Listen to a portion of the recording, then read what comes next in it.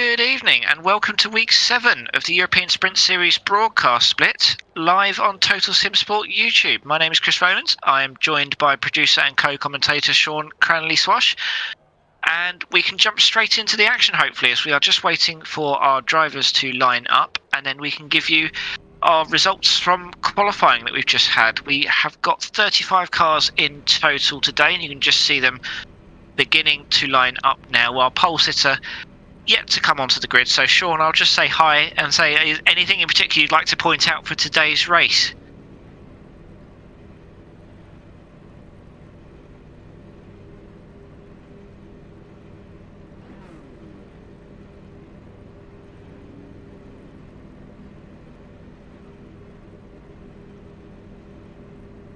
Yes, and let's read out at least the top few drivers in each split. So for LMDHs, we have got Dennis Wolf, a regular to the series, with a 1:18.67 on pole.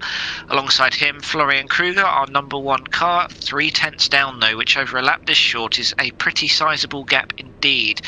Row 2 is Luca Morelli and Alain Full, both around about half a second behind, and then Hal Araujo and Jean-Thierry Arrighi on row 3.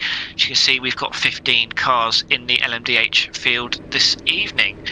Our 9-car LMP2 field, we've got Brian Peters on pole with a 1:22.2 and Adam State alongside him, just a 10.5 behind. Max Koos and Ollie Cole, both regulars to the series, on row 2.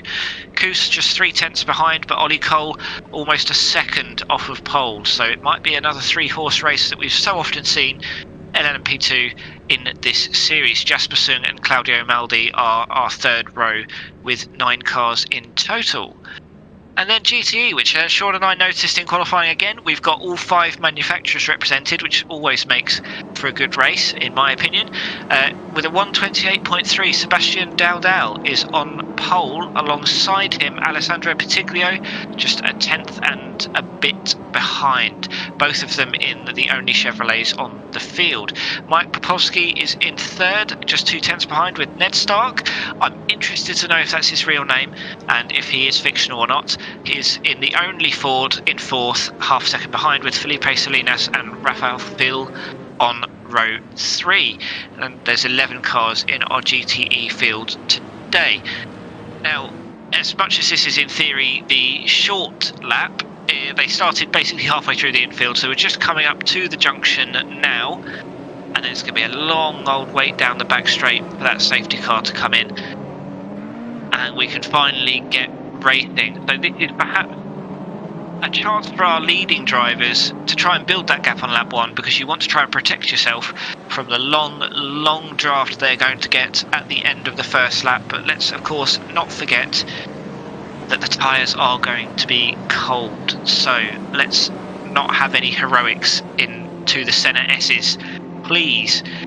So we're just waiting for the safety car to take, I mean, maybe less so here, but it always winds me up the way the safety car darts in as we just see it there. Like, you just wouldn't do that in real life. That's how people take junctions in my local area, which I hate. And we are going, I'll get back on my soapbox a bit later. Dennis Wolf seems to have got away nice and safely. Florian Kruger just behind. Everyone, it seems, going in one by one. Although I think Lorenzo Scanfurno lost a couple of places a bit further back. You can just see him behind here in car number 11.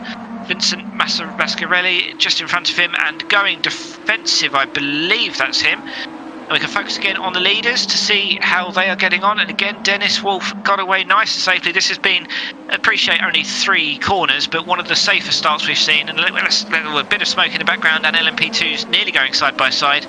That's Luke Santos that's gone wide, I think, and this is now going to be a bit awkward because the LMP2s are amongst him. And this has worked out quite nicely for Brian Peters and Adam State, because they have managed to put an LMDH in between them and the rest of the LMP2 field. And he's been punted off. That's Luke Santos' race done and dusted. That was Max Koos. I suspect the rest of the prototype field will be quite pleased that's happened, but Luke Santos certainly won't be. And in the GTEs, we are all in order, at least for the top 4, as we started with Dowdell in the lead from Petiglio, Mike Popowski and Ned Stark 3rd and 4th.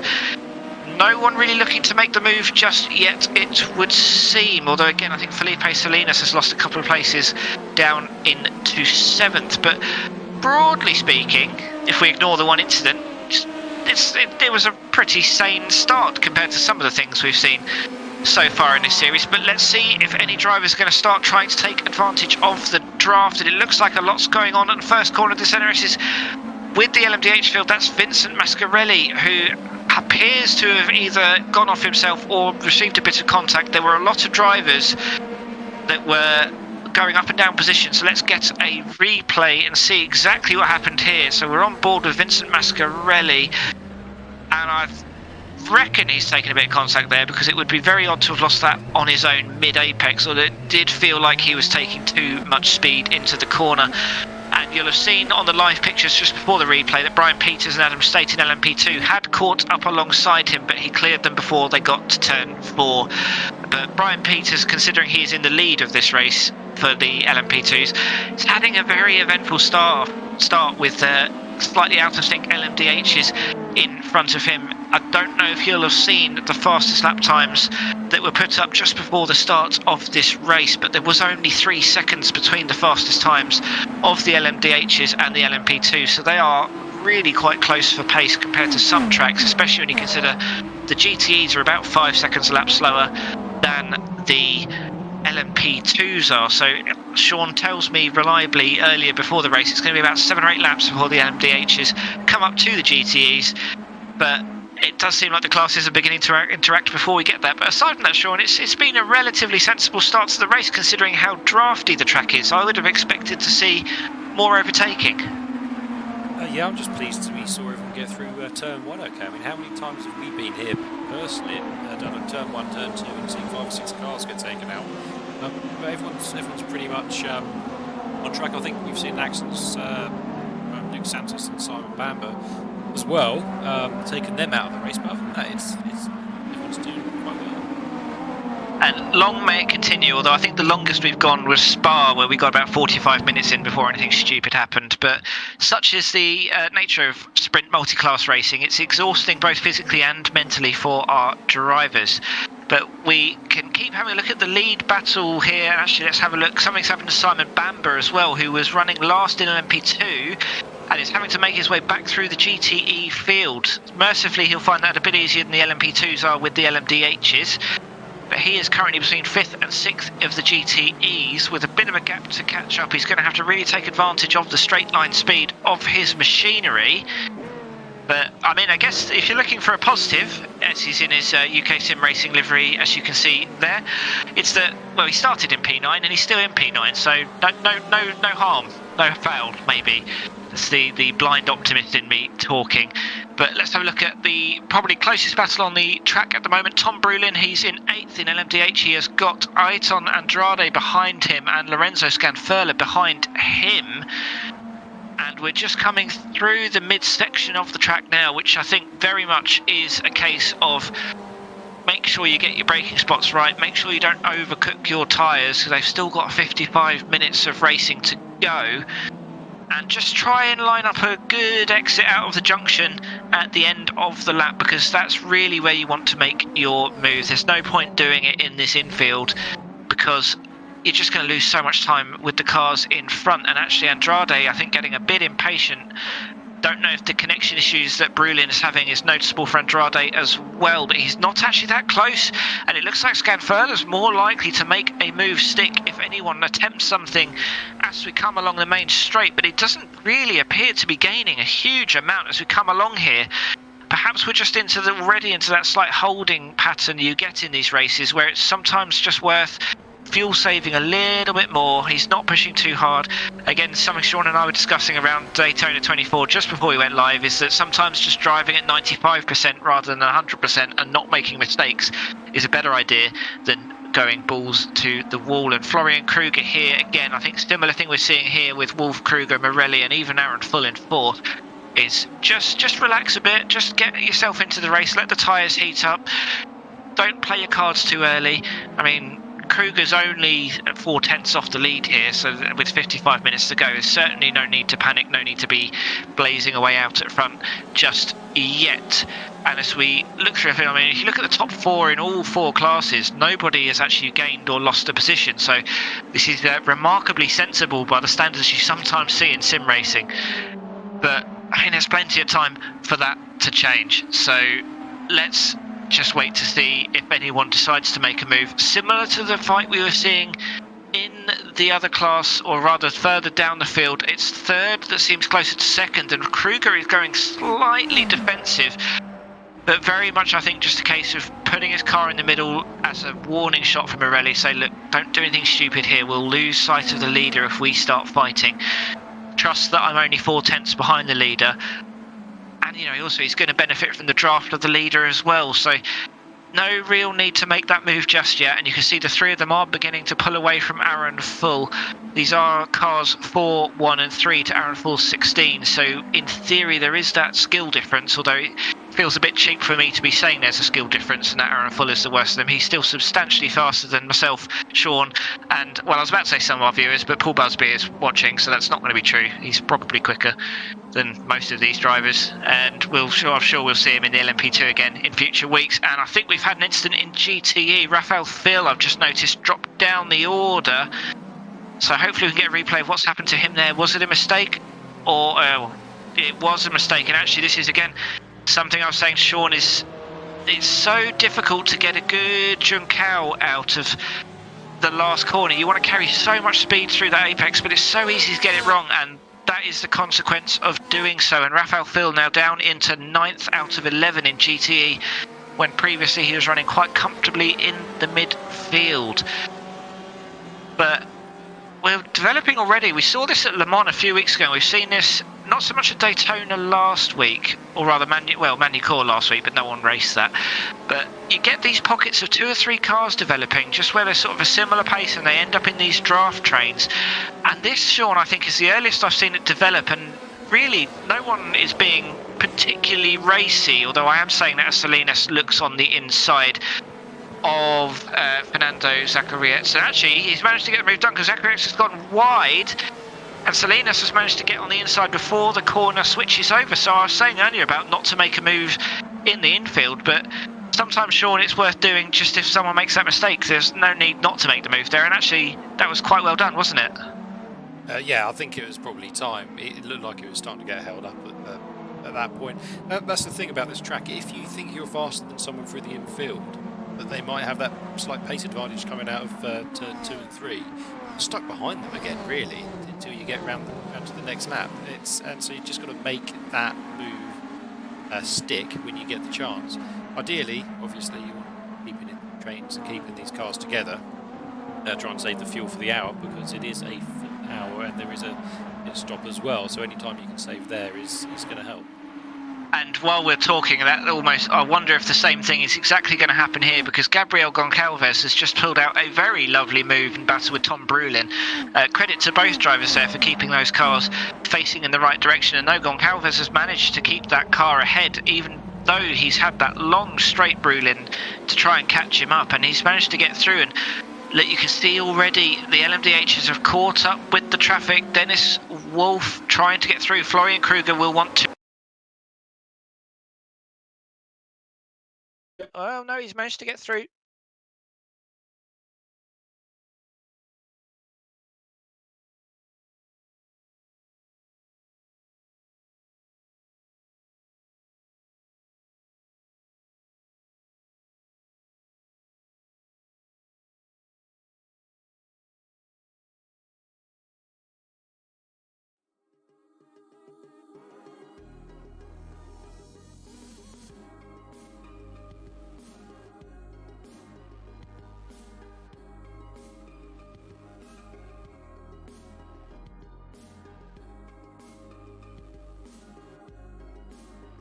Can you hear me, Chris?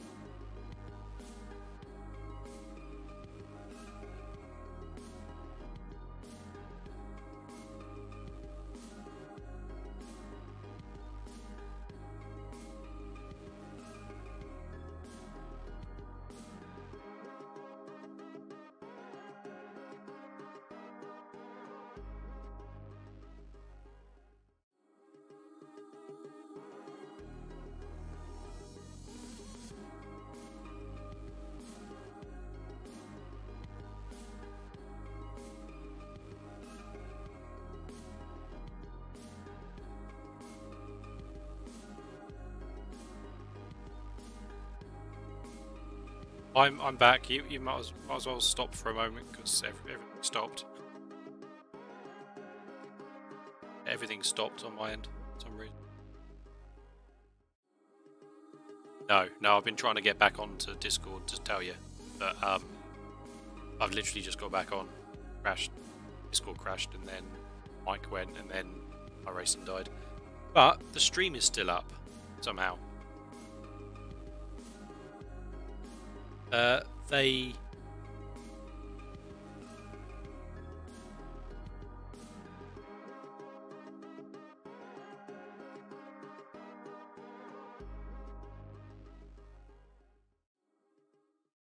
That's Actually, they pretty got through Simon much it, Bamber. yeah. I don't know Yeah. what happened, but there we go. But the stream will be up in a minute. Lovely stuff. And they're getting through Simon Bamber on track, I should add, just to add very unprofessional innuendo to what's been going on. So Simon's actually, Simon's still at the back of the LMP2 pack, and now he's got to deal with the LMDHs. Is that right? Yes, that will be lots and lots of fun for him. I must say, I thought he was very gracious with the space he allowed, because the LMDHs caught up to him in the midfield, and he very clearly signalled where he was going, and then went wide and slowed down to make sure that all four of them could get through in the infield. Well, Probably didn't cost him too much time either. I don't believe that he's managed to signal. Isn't he driving a BMW, or is everyone else driving a BMW, and he is the only one that can actually signal? Yeah, that's perhaps true. I meant sort of signal with the body language of his car. However, one consequence of that is that we've sort of, rather than be a pack of three with one driver slightly further behind, we're now in two packs of two, and I think everything's just come back because I've suddenly got live timing information working for me again. And I'm back too. Here we go. Lovely stuff. So hopefully the stream can catch up and show you some stuff soon. So stuff's happened and no one saw it, and that was good. Yeah, Possibly. A lock-up from Eduardo Roberto there, although I think I'm probably over-egging that lock-up, because certainly from my driving around here, it's so easy to lock up in these prototypes, and beyond perhaps costing them a bit of tyre life, I don't think it's going to be the end of the world unless it causes them to run wide. And we saw earlier, of course, with one of the overtakes in the LMDH field on the infield because of a driver going wide. Yeah, you don't want to make those mistakes. And actually, I think we're getting a battle for some of the drivers. I think second and third in LMP2 have just traded places once or twice. They're certainly very close. So I think that would have been into the Senna S's as we come along the second straight up to turn 4 here. And Max Kuss, I think, has decided now is the time to try and make a move on Adam State. Brian Peters is, I must say, quite well pulling out a 4 or 5 second gap, but we are going to approach a GT. I think that's the lone BMW of Felipe Salinas. And is that going to inconvenience someone? Is another driver going to be able to take advantage of that? Not quite yet. Adam State, I think, very sensibly moving to the inside on the braking zone there, just to prevent Max Kuss from making the lunge, because I think State did have to lift off just a little bit coming into turn 6. And again, we can see it's getting more exaggerated now, I think, this 2x2 battle we're seeing between the lead LMDHs. Look at the track map, just how spread out the LMDH field is. But the problem they are going to encounter over the next few laps, the problem everyone's going to encounter here, is actually all three classes are going to intermingle in the next 10 minutes or so. And yes, on the main straight we'll probably not see any problems from that, but in that infield, Sean, you think you've driven these multi-class a bit more often than I have at the moment, but yeah, it's going to be chaos in the infield, I suspect. What do you think? Drove the very first race week that the E2 turned up. I was driving GTEs at the time, and that was chaotic because not the cars. But I think there are a few weeks here. We've had Daytona, so you're going to assume that a lot of these LMDH drivers have driven a few hours around Daytona already. Obviously, different track. They're going to be more familiar with the cars than they were when the V2 first came out.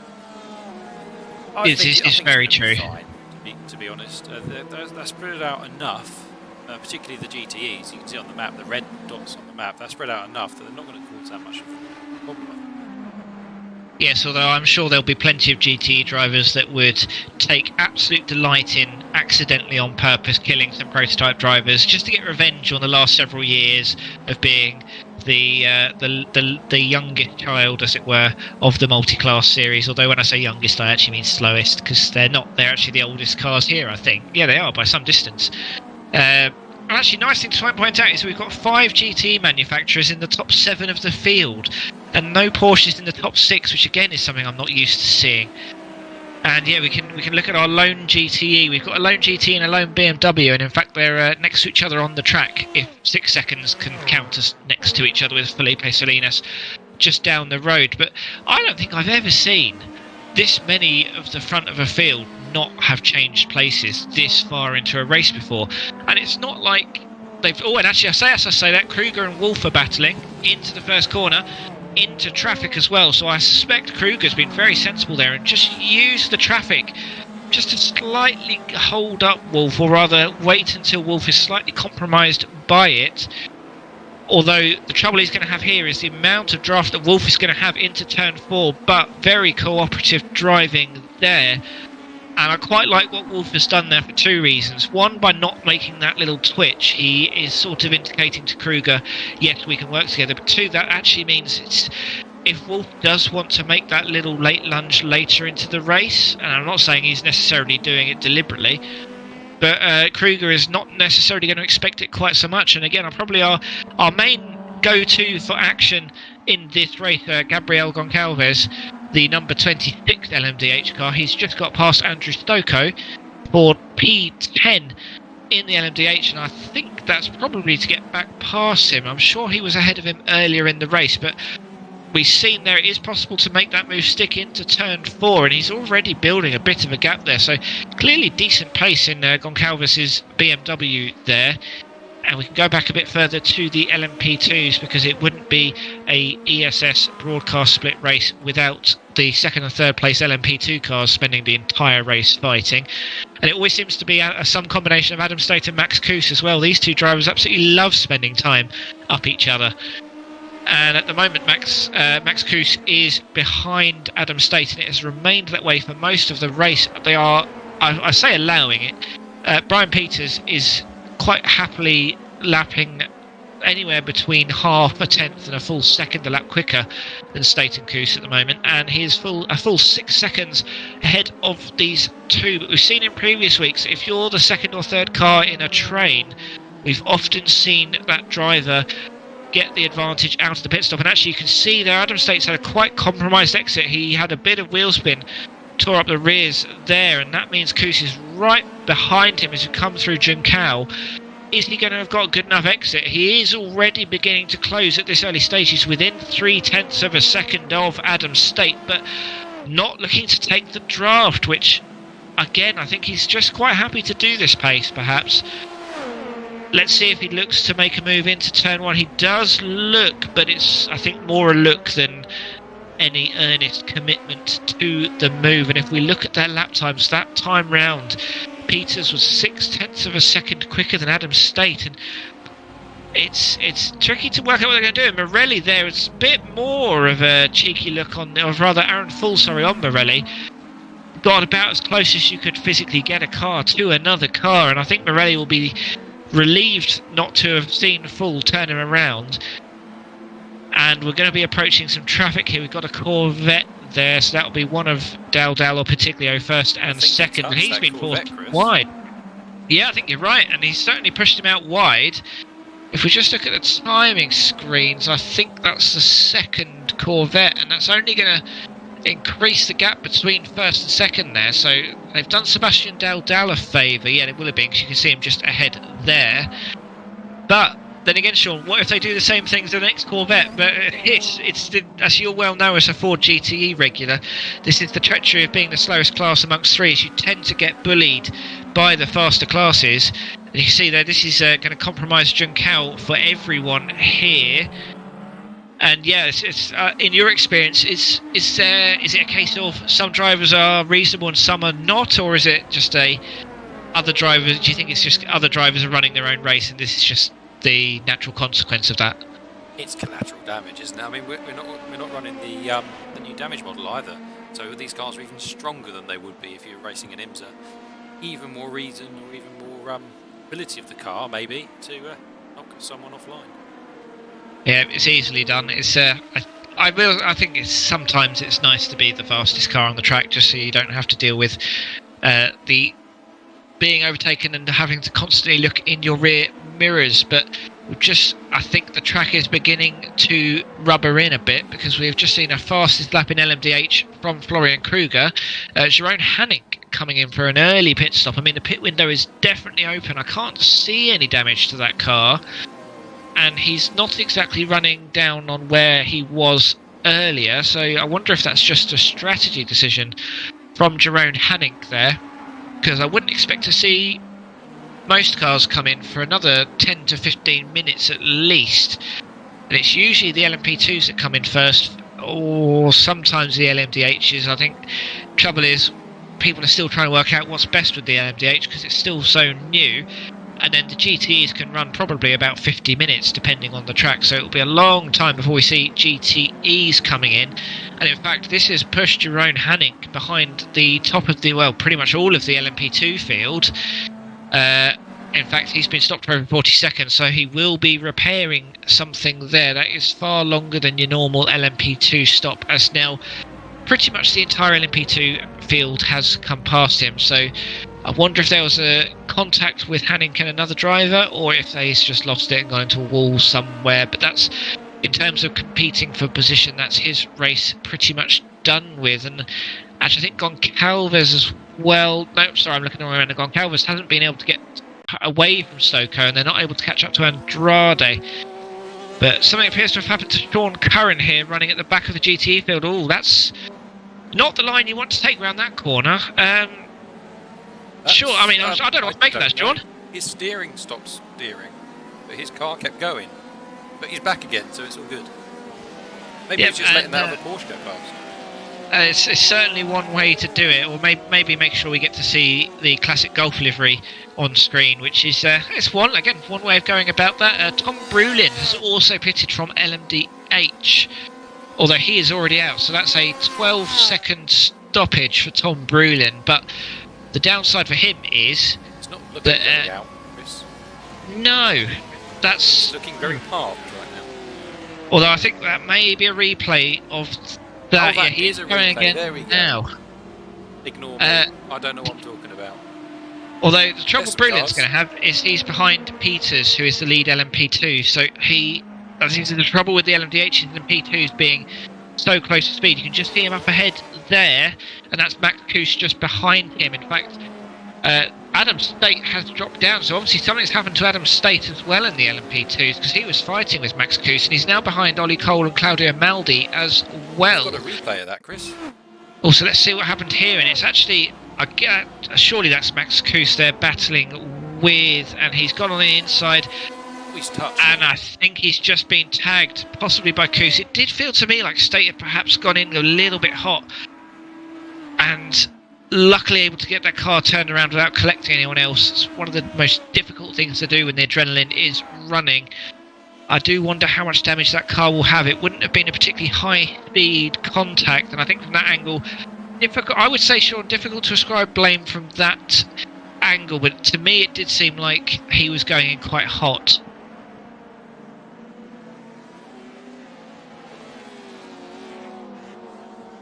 As we can look at Luca Morelli, I think we are still slightly behind the live pictures here, but he is battling number 3 and number 6 there, so that's Max Kuss. So again, that's Morelli trying to get past Kuss, and the awkward thing they'll have there is that's the LMDH of Tom Brulin, who is lapping a little bit slower than them, but of course is in even faster machinery than the LMP2s, so it's almost, I wonder, a case of, is this going to force the LMDHs to pit earlier, or am I overthinking the strategy there? So is it almost worth just diving in the pits rather than trying to get past someone in equal machinery that's, well, if we compare their fastest laps, Tom Brulin's done a 1:20.5 to Luca Morelli's 19.2, so I probably am overthinking that a little bit there, because he's over a second a lap quicker, but at the same time, is it worth the time loss of trying to get past him? Because it's not worth staying behind him, because he's not lapping quick enough that you're going to benefit from his draft. But equally, I don't think these drivers will necessarily know that Tom Brulin is just an alternative strategy rather than genuinely that much slower. And Jeroen Hanink actually did get going again after 2.5 minutes being stopped, and he's just got past the leaders of the GTE on the same lap as them, so he is now 2 laps down on the rest of the LMDH field. and a lap down on the LMP2 field. So it almost feels at the rate we're going, we might not even see the LMP2s get lapped a second time. In fact, Brian Peters has only just been lapped by the leaders of the LMDH field, and I don't actually think that Wolf and Morelli and Full, or rather Morelli and Full, I think, are still to get past Brian Peters. In fact, yes, that's him. You can just see in the background coming up to a bit more traffic on the field. And actually, we can have a look at Brian Peters. It's always the curse of when you're going quickly and you're not in a battle, as you end up not being focused on because you're just doing too good of a job. And he's done such a good job. I mean, he's 10 seconds clear of Max Kuss now. We know how fast Max Kuss is, so it really puts into perspective just how good of a drive Brian Peters is having as we get to the halfway stage of this race. And that's quite a nice time for the LMDH behind him to catch him up. I think that must be Dennis Wolf, as Morelli and Full are with us here.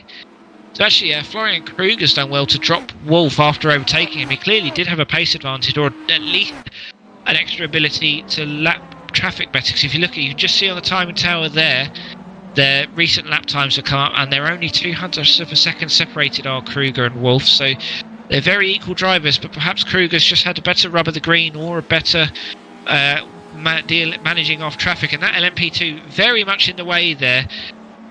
And Morelli's been more committed than Full there, and this is going to play into his hands at least a little. I mean, actually turns out not that much. In fact, the pace differential is so little that Full is straight back onto the back of Morelli. There will be no respite for the Italian number 3 car today, and now Brian Peters will probably be relieved that those LMP2s have got through. And we can have a look at Andrew Stocco with a lot of other cars in traffic. That's Jasper Sung there in the LMP2, and we've had 3 cars collected. He's spun that, and that's under braking. That's Edouard Roberte, the LMP2 victim that we can see in the foreground there in the number 8. He's got going again. They've all managed to get going again, but I think we can have another look at that. Just the, it was quite a common problem going through the middle there, perhaps not wide. And yeah, you're right, Sean. Good spot. He has just lost it under braking. I mean, I think it does get exciting when you go through the middle like that, though, Chris.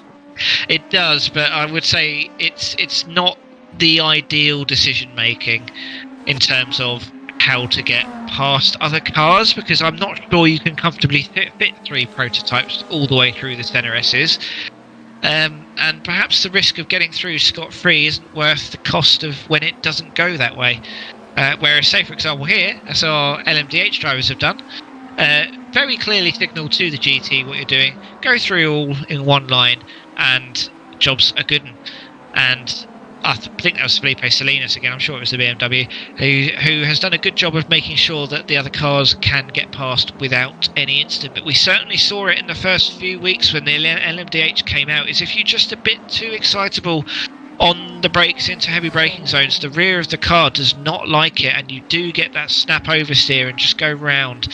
And he was, I mean, the thing is, he was quite close to saving that, and if there hadn't been 2 cars either side of him, he could well have saved it without going round. But it's easy to say this in retrospect, and this is the closest battle on the field. In fact, Aaron Full is the closest he's been to Luca Morelli in a while, but they're just struggling to get past that LMP2. And are we going to seriously go 3 wide again? I don't know. Thankfully, the LMP2 has been cleared, but Full again, that's a very twitchy car, and he's a little bit later on the brakes than Morelli, Sean, I think. So I think we're going to see these 2 have a crash sooner than later, unless he can get past him. What do you think is going to happen? I think there's going to be an issue as soon as they start getting really slow traffic into corners. It's not going to take long, but there definitely will be something happening. Or I think one of them could pit early. I mean, what are we? We're 33 minutes in. If Aaron Full thinks he's faster, is he going to pit earlier? Yeah, and Claudio Maldi, a couple of laps in the LMP2, has done that. He has pitted early, and perhaps quite sensibly, because it's brought him out just in front of the GTE, so he's going to avoid another go-round of those by virtue of their pit stop time a bit later on. But Aaron Full is looking very twitchy behind Morelli now, and he's taking that corner a lot better, but it's kind of an awkward corner to take better, because you end up too close coming into Junção. which is really where you want to line up the move ready for the next corner. But Morelli is going to yet again benefit from the draft of slower cars up ahead. You can see a Corvette there. They will probably clear that before we get to turn 1. They'll be begging to do all that.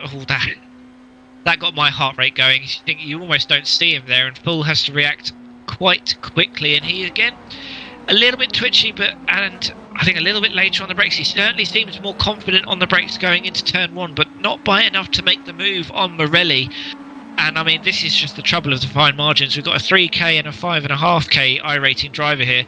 You wouldn't really be able to tell who was who from just watching them drive. But these are the fine margins, and they're so close in terms of overall speed that it's going to take a very, very good move from either of these drivers to get it to stick. But they remain our 2 closest drivers on the field. We'll just have a quick look through the timing tower just to see how things are going. And actually, first, let's go to a replay of Gabriel Brolly. Rain not yet on iRacing. Sorry, that is the worst non-secretary I've ever. And that car didn't look happy. Waiting for the other Porsche again. It's going to come around the corner in a minute. There we go. Waiting for his mate. That car looks a bit crabby to me, Sean. I don't know if I'm just reading too much into it. It doesn't look entirely happy in a straight line. It doesn't, does it? But the Porsches have been really slow here this week. So it could just be a Porsche thing. Yep. And Sean Curran's actually come into the pit, so I wonder if it's worth staying on this replay just to see if something... Oh, never mind. Just to see, I wonder if something then happens. And Full has actually managed to get alongside on the inside of Morelli. He's actually slightly ahead as we come into the corner. He's going to be able to close the door before we even get into the braking zone. And I think exactly what we were talking about the lap before, about being able to line that up into Junção, is just a little... Yeah, you can see there, Morelli's not got the draft of any other cars to rely on, or they'll say, well, probably that car ahead, a little bit too far ahead. Yeah, definitely too far ahead. Full able to get on the inside, and crucially able to get on the inside before we get to the pit wall, which just means he can make sure he's going to have the inside line into turn 1, and Morelli sensibly not fighting it too hard, because you want to try and retain as much time as possible. They're only a second and a bit behind Dennis Wolf in second. So P2 very much still on. Florian Kruger not miles ahead either. And while we were watching that, Brian Peters has pitted from the lead of the LMP2 field. He was stopped for 17 seconds and has come out in P4. We can see him here, he's coming out now, so Jasper Sung will be next behind him in the number 20. You can see him in the background there. And, I mean, again, one of the troubles of having an uneventful race in the midfield is we've barely mentioned a driver like Jasper Sung, who is, there is no one with a lower number ahead of him in the LMP2 field. So this is a very good result in terms of the strength of this LMP. I mean, it's a very strong LMP2 field, because he's... actually one of the lower rated drivers in the field, but is holding his own against drivers with nearly double the iRating, so it's good going. And this helicopter shot, a good example of just how much curb you need to take around Interlagos to make sure you get a fast time, especially that right-left combo that we just saw Jasper Sung coming through there. But as Sean mentioned a few minutes ago, we're very much coming into the stage of the race where the pit window is now definitely open. And I think we're going to start seeing more and more cars coming in. And it's actually the most spread out the field's been as well. Ollie Cole from third in LMP2 or second from LMP2 has come in as well. It will be interesting as more drivers. Chris, tyres. So I was looking through the ESS Discord today, and guys were pretty much saying that if you don't look after your tyres, you're going to have to change them because they're going to get that low. They reckon the LMP2s, you're probably on the rears, and the LMDH need some fronts. Yep, and I bet you there'll be drivers who've not tested that or don't realise that, who potentially taking all the tyres. And there's always that slight difficulty of if you take all the tyres, you've then got to warm them back up. And there's only 20 minutes of this race left, so you're effectively spending a quarter of the remainder of this race warming up your tyres. You've got to work out, is it what's worth doing? I mean, as you say, that's what the testing is for, but you compare Ollie Cole, he was stopped for 10 seconds longer than Brian Peters was, so that's probably going to cost him track position and potentially overall position, as Vincent Mascarelli goes very wide and Andrew Stokoe's been able to get past him there. We've seen a lot of these LMDHs have trouble with that corner. I mean, I'm a bit surprised to see it's that one. I mean, it's a heavy braking zone, but it's a relatively straight braking zone compared to some of the others, so I'm slightly surprised to see that. And we can look at one of Sean's Verano Motorsport colleagues, Owen Price, who is, I mean, I'm used to seeing him slightly higher up the field than this. He's in 7th at the moment, but with not really many drivers for company, but driving that BMW nice and smoothly. He has, it looks like, based on lap time, he's going to have Lorenzo Scanfurla for company in not too long, because he was a second quicker on the last lap. That could well have been down to traffic. They do have the lead GTE not too far behind them. That could well have been the cause for that. But, you know, if you're a driver, Sean, you're looking forward rather than back, and he's got Jean-Thierry Arrighi just ahead of him. So, it's one of those things of, do you find, as you get into the later stage of the races, do you tend to look forward or back, or is it not so much of a consideration? If I'm on track at the end of the race, it's going well. To be completely honest, Chris. we're quite similar in that sense. I think it's just a case of finish first, worry about the position a bit later. But some of these drivers are a little bit more competitive than that, and we saw how far competitiveness can be taken at the Daytona 24 at the weekend. But perhaps we don't need to go too far into that. That's been covered elsewhere, and we can see Aaron Full not really being able to drop Luca Morelli, and they're not able to catch up with Dennis Wolf either. But again, Aaron Full getting an LMP2 in between. That's Ollie Cole, in fact, and then a GTE. But this could get messy. That's number 34, Fernando Zacharias, in 9th of the GTE field. And it looks like everyone sorted themselves out there quite nicely. I was nervous before the race about overtaking in the field, but it seems, Sean, that they've been able to behave. I just assumed everyone would wait for the straights, but I guess that's the trouble, is you can't necessarily wait until the straights. You'll just lose too much time. Yeah, I think as many of us would have seen at Daytona, it's not about being quick, it's about being quick through the traffic that makes the difference in class racing. And that's what we're seeing. The guys who are overtaking better and making the most of those chances in the infield build a gap. Very, very true. And Scanfurla is actually catching up with Price while we're watching this battle as well. So actually this is a good time to follow them, because they're just coming into Junção. Is Scanfurla going to be able to get a good enough exit to then make the move on Owen Price? I mean, he is catching, but he was 3.5 tenths behind as they came out of the exit, and we saw early in the race, and actually Owen Price has come into the pits. So he is the first of the LMDHs in the proper pit window to come in. Of course, Jerome Hannick and Tom Brulin both already pitted as well, but I think Owen Price will be the first one to give us a real indication of how long you would expect the car to be stopped for. And actually, I must say, Aaron Full doing a good job of keeping Luca Morelli behind, but all the while they do this, Dennis Wolf is just able to build that gap, although as you see on the track map, quite a bit of traffic ahead of them. I wonder, Sean, as you were saying earlier, this might be a time just to pit in now, even if you have got a lap or two of fuel left, just to avoid a little bit of traffic. One thing I do look out for when I am racing is when those prototypes are coming up behind. And if I'm in my pit window, I'll be boxing, definitely. Yep. Very, very true. And actually, it looks like most of the LMP2 field has decided to pit on this lap, although Max Kruse has been able to get another lap out of his fuel tank. Adam State, interestingly, was actually able to stop that car for 2 seconds less than Brian Peters, although with that being a 4 laps later stint, he would have had to have put less fuel in. But Adam State has had the quickest stop of anyone so far. It'll be interesting to see what Max Kruse is capable of when he pits, we presume, on the next lap. He is currently leading the LMP2 field, but we expect that to change back over to Brian Peters as he comes through, as he is only 22 seconds behind, and Max Kruse does indeed come in. And I don't know about you, Sean, I feel like this is one of the easiest pit entries in the iRacing calendar to get a black flag for speeding, because I just find you're going so quickly into it. I find it so easy to over-egg what you're doing. Have you ever managed to get a black flag there? Someone who didn't know where the cones was. So, yeah, into this one. So you know how it's just ridiculously long, and then the cones are like a mile up the pit lane. Yeah. We have to press the limiter. I was racing against someone who didn't know where the cones were, so they'd thrown their limiter on like here where the tyres are. Ah. Yeah. Yeah, that's not what you want. It didn't go well. And while we've been watching that, Dennis Wolf has pitted, so Aaron Full has inherited P2. But will Dennis Wolf effectively have done... I mean, I don't know if it really counts as an undercut if you're already ahead of the driver you do it on, but they've got Adam State for company here, and Aaron Full not able to get the move done before turn 4. Will he get the move done as we come through into the infield? You would expect him to, and is Luca Morelli going to be able to follow him through? How cooperative is Adam State?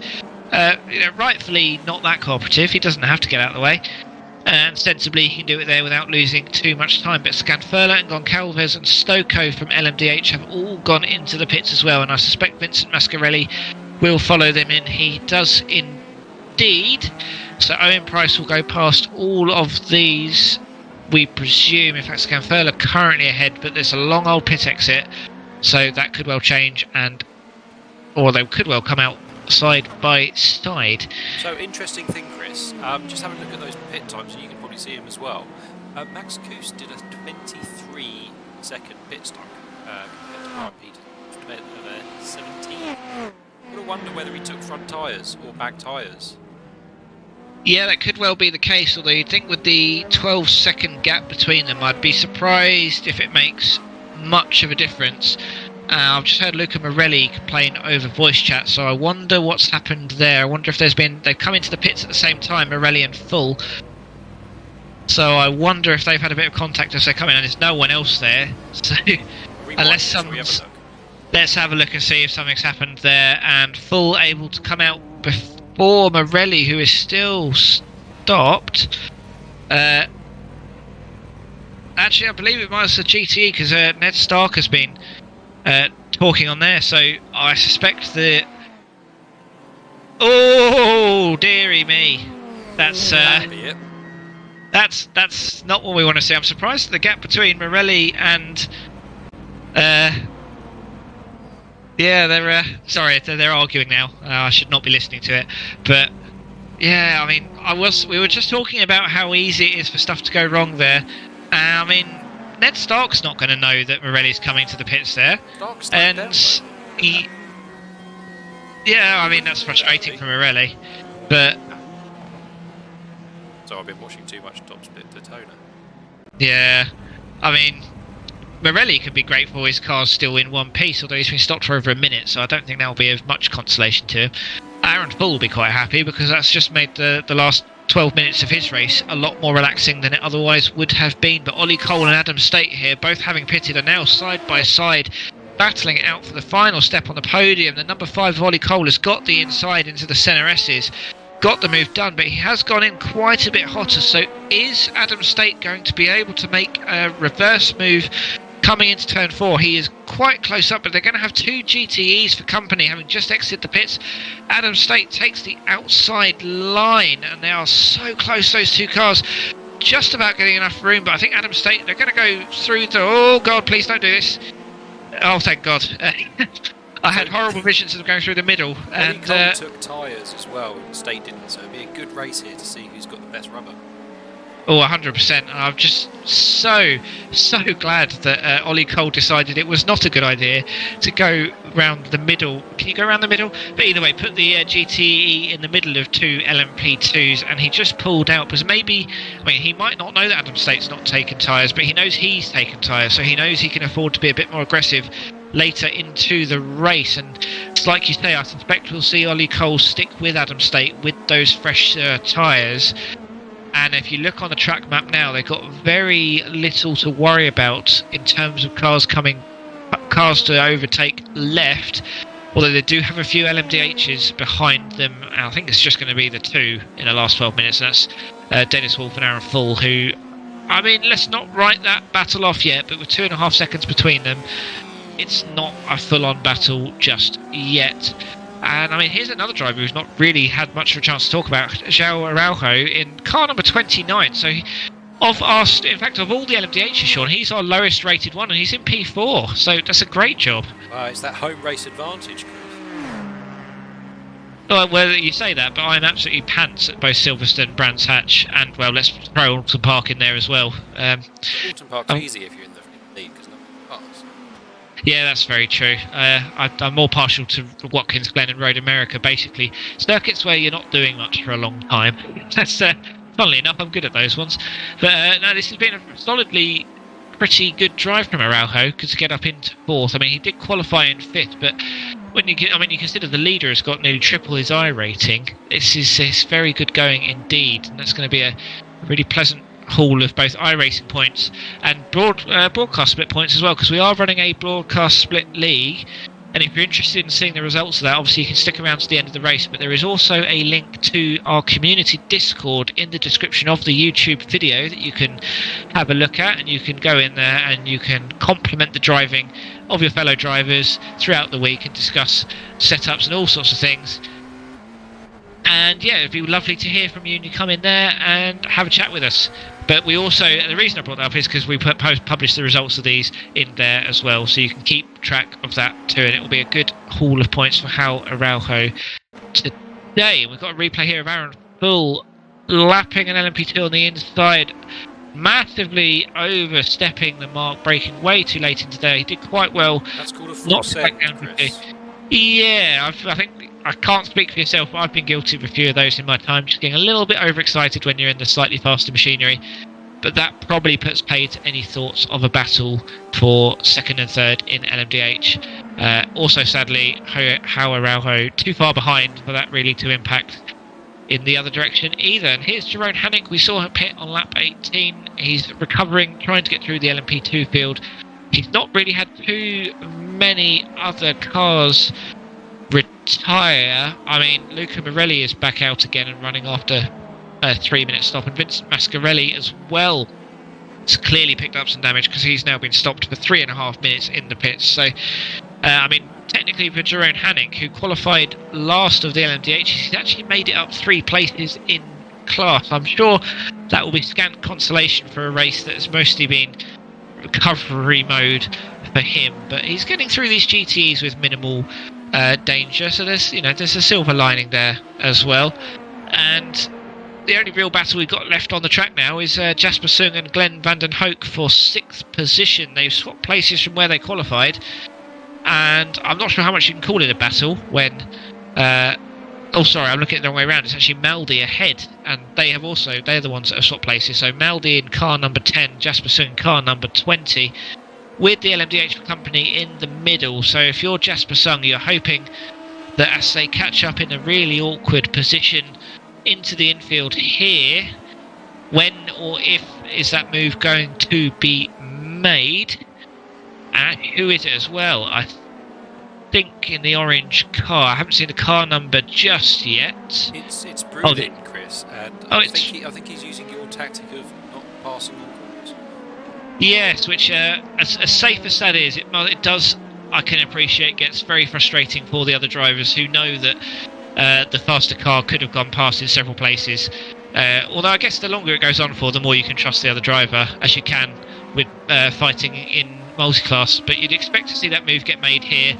And with everyone having pitted now, you wouldn't expect any repeats of the Luca Morelli incident with Ned Stark, who I must say, considering the contact, I mean, he got contact too. He's still running at 4th. He's actually running quicker than Felipe Salinas behind him. So the lone Ford is going to win out over the lone BMW as things stand. And it's actually, as someone who loves the Corvette, it's almost a shame there's 2 of them up front, because otherwise we'd have 5 different cars in the top 5, which, I mean, how often has that ever happened in GT, let alone recently? How about ever? But Dudal and Partiglio, well, Dudal in particular has had a very solid race. He's nearly 15 seconds clear of Partiglio, who's got Poponsky this week, though, Chris, to be fair to him. Oh, okay, yeah, that's true. And if you've been quick throughout the week, today should in theory be no different. But it's nice to see the Corvette back out again. There have been some weeks where it looks dangerously close to the GTEs becoming a single split field, and yeah, that 28.97 was from Dudal. He is the only GTE to have got into the 28s, and he's a good 0.2 of a second quicker than anyone else has managed at any point, which is really just quite impressive. As we can see Luca Morelli recovering. I mean, that car looks surprisingly intact considering the huge amount of contact we saw it take. And I mean, he's doing 1:21, so he's actually lapping quicker than some of the supposedly fully healthy LMDHs further up the field. So a case of what could have been there, because we have been deprived of a lovely battle for the third step on the podium. Alas, it looks like everything has settled down, and with 5.5 minutes to go, except for Jasper Sung and Claudio Maldi, who actually they've swapped round, Sean. That's happened maybe while I was blathering on. That seems to have happened. We can have a look at that, hopefully. Yeah, let's have a look at it. You were talking, I didn't want to interrupt, so I'll interrupt you now. Oh, I just get too excited by my own voice. Was that coming out the pit lane then? No, because that was Jasper Sung pitted eight laps ago. But yeah, did well to get alongside between the centre S and turn 4, and then he's just made the move stick into the infield, and now Glenn van den Hoek is probably just as close to Maldi behind as Sung is there, so that's going to work out very nicely for Sung, you would assume, Sean. Yeah, I would say he's going to benefit from these two fighting. Although I do wonder if the LMDHs behind them, Jerome Hanning and Luca Morelli, will either of them catch them up before the end of the race. They've got probably 2.5 laps until they do. So that, I mean, it might make for some dodgy last lap incidents. And as you can see here, we've still got a bit of a mixture of cars. I think Interlagos is probably a track where these drivers will be grateful we're seeing a slightly smaller grid of 35 with 34 still running, because if we'd had the sort of 40 odd that we see sometimes in this series, it can just get a little bit too busy on what is one of the shorter tracks we visit. I mean, you compare this to Le Mans, where you're not even lapping some of the cars because of just how long. I mean, that's a 3 and a bit minute lap compared. That's, you know, nearly 3 times longer than we've got here. But yeah, Jasper Sung done. I mean, you say he done well. Again, nearly everyone is in the positions they started in LMP2. It's only really Max Kuss that's got ahead of Adam State. But Sung not being able to clear Maldi on this lap, and Maldi actually looking the raciest of the 3 in this mini pack, and they've dropped Glenn van den Hoek behind them. And that's not thanks to traffic, you would necessarily think. But again, they do have another car just slightly ahead of them to contend with, potentially. Although, actually, sorry, no, that's Joao Araujo. So it's something going to have to go very badly wrong for him to get back into them. And actually, if you look on the track map, they've not got any GTEs that they'll be catching in the next 3 minutes. And let's have a look at where Florian Kruger is on the circuit. He is about halfway round with 3 minutes to go. So we've probably got 2 laps plus what's left of this one to go. But we've seen it so many times before, Sean, as well here. Once you build that lead, you just build it further, because you just don't need to take any risks, and that seems to be exactly what's happened with all 3 of our leaders today. Yeah, I mean, it's been such an easy run for Kruger that he managed to pit 2 seconds slower than, very faster than everyone else as well.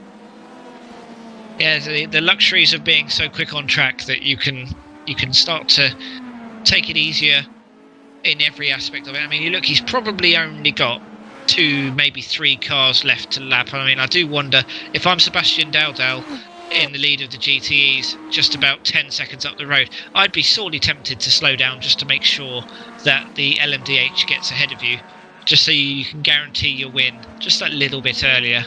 And I mean, he's got a 16-second lead over Patiglio. And on that last lap alone, he was half a second quicker, which, considering he's not even really needing to push at this stage, is just so impressive. But this is probably one of our, considering I was expecting more chaos, we've had a relatively sensible race so far, just the one retirement. Were you expecting it to be a bit different, Sean, or you've got more faith in our drivers than I do?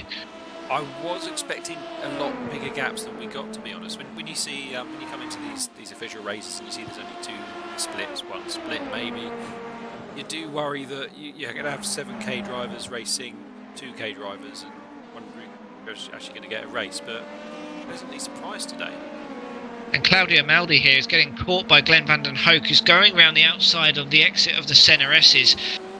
Claudio Maldi had the inside at the start, but he just, I think, went in a little bit too hot, and they're side by side into turn 4. Again, Maldi a bit later on the brakes. He has run wide, and they've now got an LMDH for company, who I must say I'm surprised is so keen to get through, considering, he is, to be fair, in a battle Or is he? No, because that's Hannick behind, so that is going to be someone on the lead lap ahead, and that's going to allow the LMP2s to go in side by side. You can see a puff of smoke there as someone has locked up Van den Hoek and Maldi. Hero has crashed.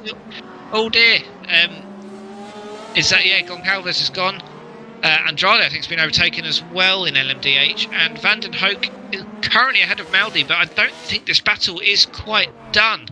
It's typical where we have a race that's relatively low action and then they all decide to do something at the same time. It's very cruel of these drivers to be like this.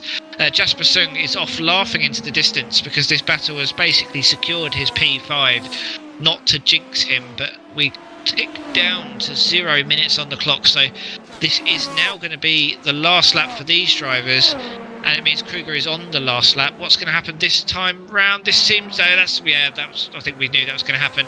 The second Maldi tried to close the door, oh dear, and Van den Hoek goes through. I think Jerome Henning being there has not helped matters, not that it's his fault, but yeah, just getting a little bit too racy at the end there, and all the silliest incidents we've seen have been from heavy braking into turn 1. But let's unpack what happened there exactly. So Maldi, you can see here, quite a way behind at this stage, braking a lot. I mean, that's, what did you really think was going to happen there? Yeah, and it's one of those, Chris.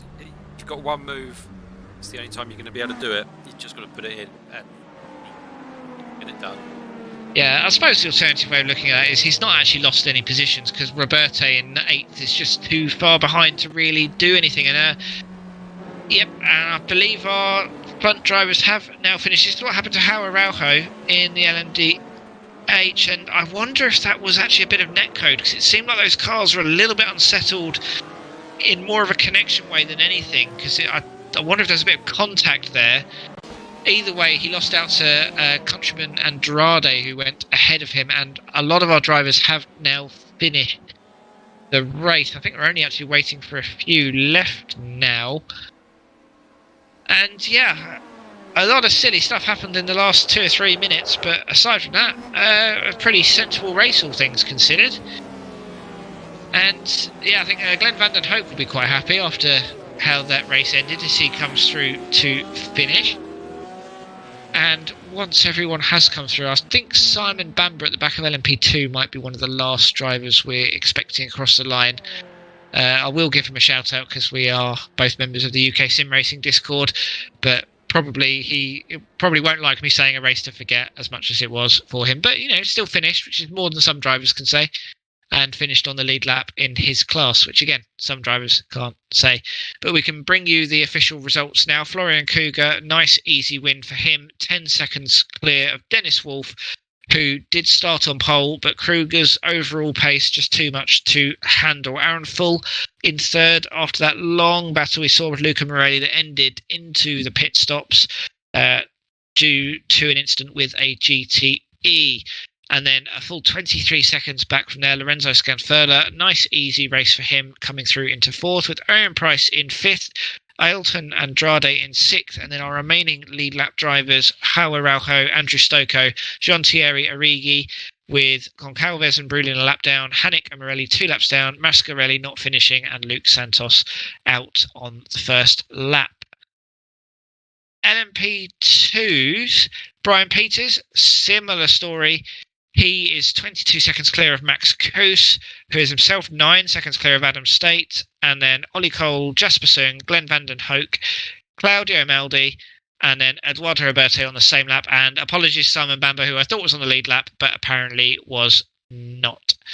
And then our GTE field, Sebastian Daldal, again, same story, big win, big lead. Alessandro Patiglio, 17 seconds behind, and Mike Popowski, I think with another couple of laps to go, could well have taken Patiglio because it looks like he's caught right up to him in his Ferrari. Ned Stark in fourth after that contact we saw with the LMDH, which is currently being discussed less than amicably within the split. And then Felipe Salinas in the fifth, Lionel Cummins sixth, Rafael Phil in seventh, Fernando Zakaveritz in 8th. They were the only drivers on the lead lap, with Alain Rafaic, Sean Curran and Gabriel Brolly in the last position, and I'm going to mute the internal chat because they are discussing that rather passionately. We can have a look at our championship standings. So for the LMDHs, Dennis Wolf has, despite not winning that race, extended his lead as Moreno Sirica in second was not there. I say extended his lead, he's taken the lead. He's on 44 points, clear by 7. Andrew Dawson in third. Alexander Spetz couldn't have been here even if he wanted to. I'm sure you're all well aware why, but it's a fun story to look up if you haven't. Marcello Paniccia, Pedro Albert, Florian Kruger, Lorenzo Scanfurla, Kevin Crosney and Artur Lehook all make up the remaining top 10. And then we can have a look at the LMP2 standings. So Matt Kuss has taken the lead over Charlotte Morelli as they were not here today. Adam State is up to third and Ollie Cole up to fourth. Brian Peters, his second point scoring haul of the season, up to fifth. But you can see it's very much a Kuss Morelli 2-horse battle at the moment, with Brinkhuizen, Visparelli, Perez, Roberte and Guevara making up the remainder of the top 10. And then our GTE field, Tobias Ogrodnik, Storen Kolodziej not here today. They remain P1 and 2, but Alessandro Patiglio with his second place has been able to make up a lot of ground over them. Leonardo Nastasi, Juan Martin not here either.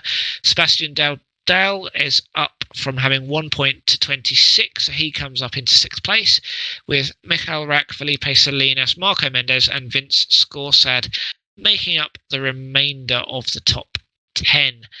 That was one of the less eventful races, one major sticking point really, Sean, but one of the better behaved races we've seen so far this season, Sean, I think. Well, it was definitely entertaining at the end there, and that's all you can really hope for. I enjoyed it. How about you, Chris? Yes, I think it was, again, another lovely race. It sort of did make me want to get out into Interlagos because it is a very fun track just to lap around. But as we mentioned earlier, you can join us in the community Discord, and often the votes that go on the forums get posted in there as well, and you can discuss them with our community rep.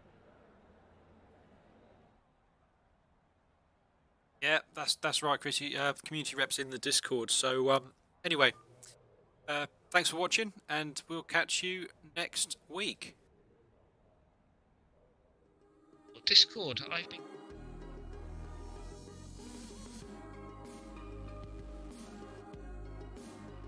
Disconnected, right?